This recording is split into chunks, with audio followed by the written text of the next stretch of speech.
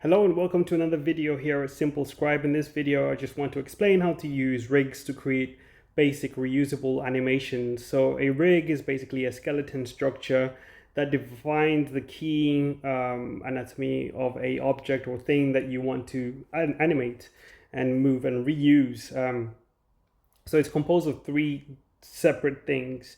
You have the skeleton, which is what you see here, and then you have the skin, which is anything around the skeleton that you draw to move. And then you have the poses, which are the animations that you have there, like wave animation, or if you had something like move animation, that sort of thing. Like if I'm moving this leg, this is like a pose, leg up pose, whatever I want it to be.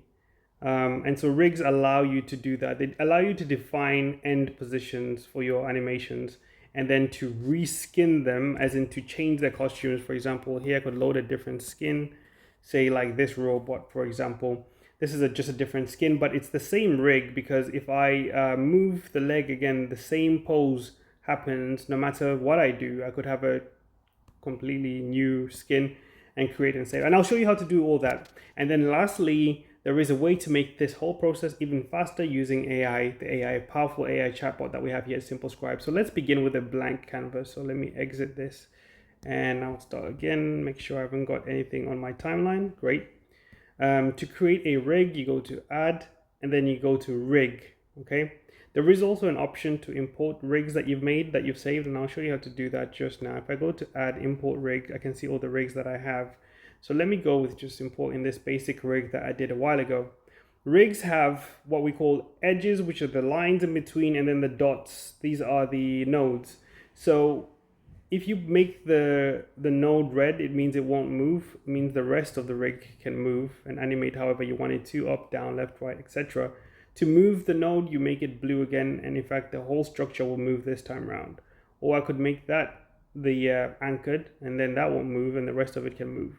So you're almost unlimited in what you can do with a rig. Now, the most exciting thing about a rig is when you skin them, when you add drawings to them, so you can do stuff to them. So in this case, I will go to skin. You must select an edge, which is the line. I'll refer to them as edges now. You click on skin and you're presented with your normal familiar drawing tools, exact same tools you use in other areas. So in this case, I'll go for, let's say, let me go for quite a nice color here, a red color.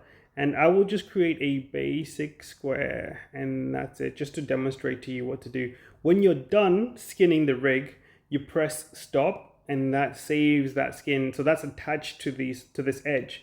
If the edge moves, the drawing also moves, just like that, as you can see.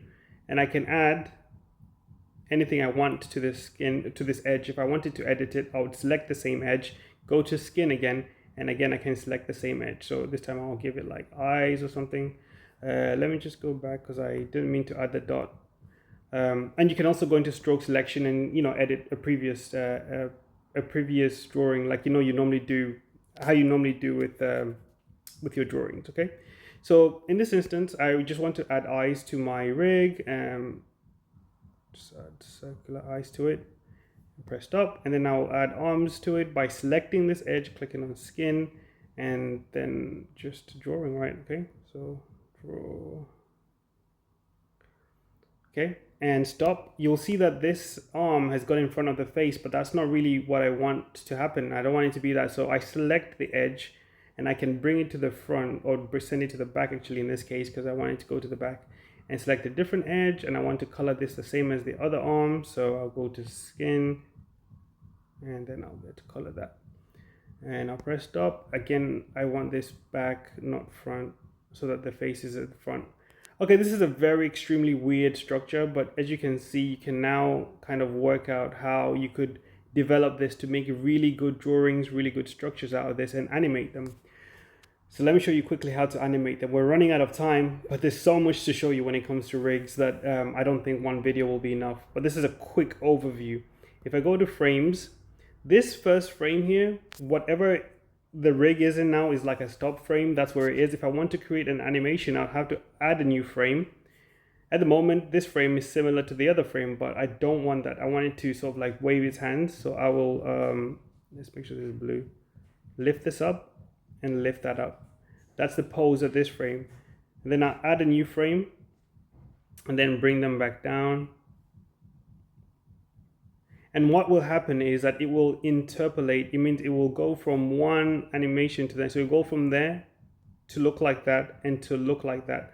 But I don't have to actually define every single step in the animation. I just define the end positions.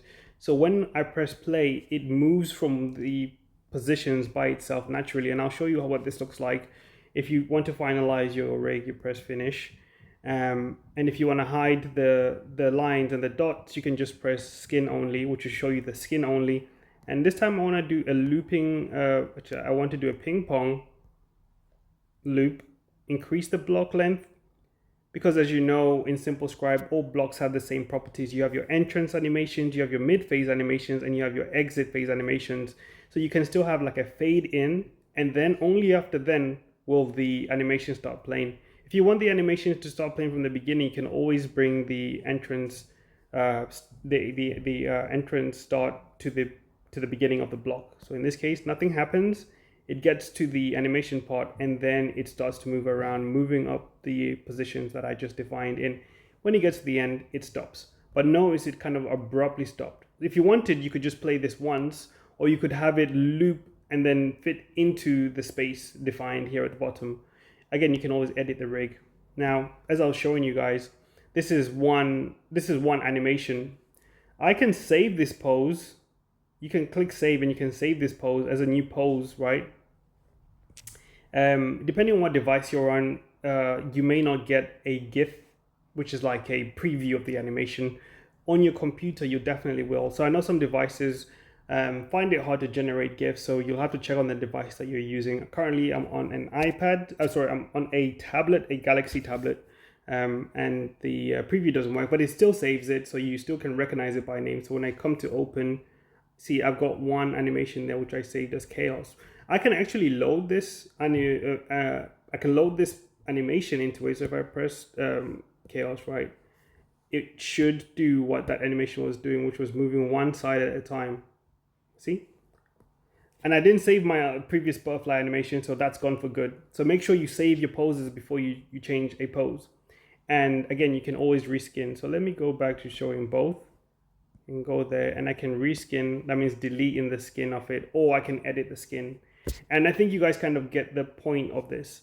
So let me just delete this. If I go to insert, sorry, that's the wrong one. Import rig. I can find my macro man, and you can see he has a few poses on here. If I click load, I've got the animated dance, which I can actually give it him, and I can load in different skins as well, which I've worked on in the past. But you kind of get the point and how this is going to help save you a lot of time when it comes to animation. This video is nearly at 8 minutes. I really wanted to show you guys how AI can actually generate the rigs for you and the poses for you actually, but I'm not sure. Okay, let's just do it. I'll have to just type it here and pause the time. So I've wrote the instructions there for the AI. Press send. In this case, I just said generate a human rig, translated 00. It's just basic instructions to make sure that it positions it exactly where I want it to be positioned. You don't have to give that level of detail if you don't want to. And I also told it to scale it down because sometimes it has a tendency of making the rigs a little bit big. So now we pause and wait to see what the AI actually generates, see if it generates a decent rig for me to start working with. Okay guys, the AI is done generating the human rig, and you can see on here, it's generated a human rig, it's positioned it in the center of the canvas, and it basically is scaled it down a bit for me, and it's giving me a summary of everything it's done. Now, the other part is to get it to generate a pose. So I'll say something like, generate a walking pose for me. Great, so I've written some instructions, generate a walking pose for it, and the AI kind of knows what to do. When the AI generates a rig, it's very different from when you generate a rig. When you generate a rig, you don't label the things. You visually see what you think is an arm and a leg. But when the AI generates a rig, it always labels them so that if you ask it to do something like create a pose, it knows which ones are the arm and the legs and when to move them, so on and so forth, okay? So in this case, since the AI generated rig, it shouldn't be a problem. All we have to do is wait for the AI to be finished, and then we can see what the AI has done. I think it's, would you like me to, okay, let's see what the AI has done with this. If we press play, it's very slow, but you can see it's swaying from side to side. Let's do this then. Let's make it loop. At the moment it's play once. We'll go for ping pong, rewind that, and see what the AI is generated. Okay, it's still very slow, but that's fine. You can kind of work out what it's doing. It's like walking towards us in a straight position, even though it's in a 2D space. So it has to sway from side to side, which is perfect and what I want.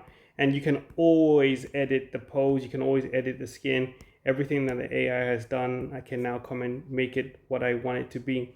So it generated 2 keyframes, which is probably why it's very slow. I would have probably had it generate more than 2 keyframes, but these are like 2 keyframes way apart. But nevertheless, it's pretty good. It's pretty good for what it's done. Okay, it's done that pose and that pose. You can edit, save, you do the regular thing. So I hope you guys found this video very useful. Like I said, it's a very quick overview, and normally my videos are under 5 minutes, but they've gone over to 10 minutes now. But guys, just remember to check out the website and sign up for the website. It's free to try out and see. Give me feedback. If you generate or create anything, post it in the comments below. I would love to analyze what you're doing, and I would love to see what you guys would like to see us create more in terms of features here at SimpleScribe. Thank you very much for watching, and have yourself a fantastic day.